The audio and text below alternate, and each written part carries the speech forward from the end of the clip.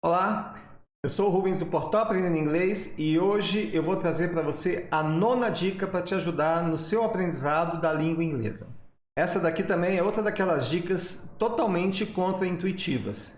Eu estou dizendo aqui para você, se você está lendo alguma coisa e você não entendeu, então leia mais rápido.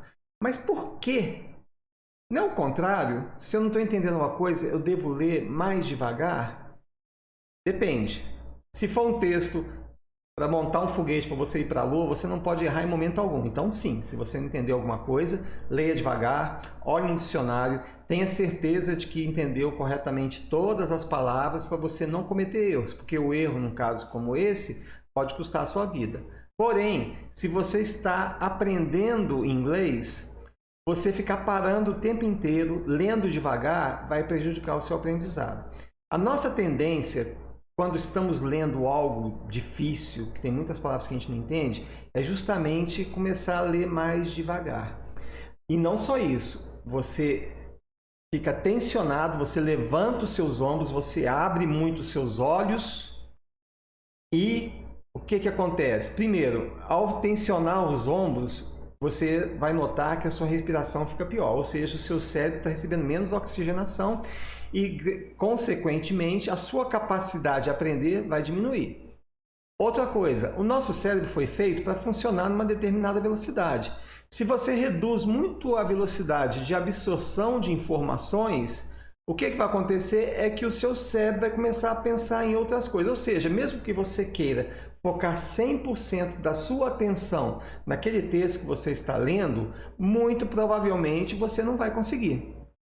Então, por que eu digo para você ler mais rápido se você não está entendendo? Porque ao ler mais rápido, nós conseguimos ter uma visão do todo, nós conseguimos abstrair. Pensa como se fosse um avião que está decolando. Quer dizer, se você está no nível da rua, a sua visão se resume à casa que está na sua frente, ao lado, atrás, etc. Mas a partir do momento que você levanta voo, você vai ter uma visão do bairro inteiro, dependendo da altitude, você pode ter até uma visão da cidade.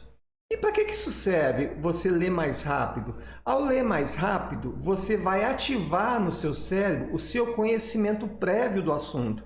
E esse conhecimento prévio vai te ajudar a entender, né? Vai te ajudar a entender do que se trata o texto. Então, eu me lembro quando eu passei da leitura de textos não simplificados para textos, aliás, ao contrário, textos simplificados para textos não simplificados, eu tive esse baque, que eu parava, e como é que eu fui ler? Eu peguei o livro, sentei, apontei o lápis, um caderninho do lado, um dicionário do outro, todas as palavras que eu não sabia, eu ia e copiava no caderninho. Então, no segundo dia, eu fui lá e falei, não, vou dar uma olhadinha nas palavras que eu estudei ontem para ver se eu me lembro. Eu não me lembrava de nada.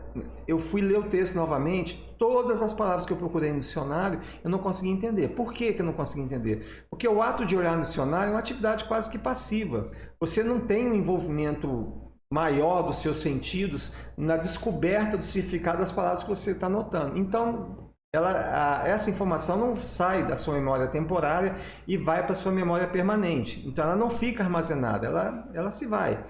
E por conta disso, por conta dessa frustração de não conseguir entender as palavras, pior, de não conseguir reter as palavras que eu tinha consultado no dicionário, eu parei de ler os textos, os livros não simplificados. Porém, não sei por que razão, algum tempo depois, eu peguei o mesmo livro e comecei a ler sem olhar no dicionário. Eu li do começo ao fim sem olhar no dicionário. No final, eu acho que eu entendi naquela época aproximadamente 50% do que o texto falava.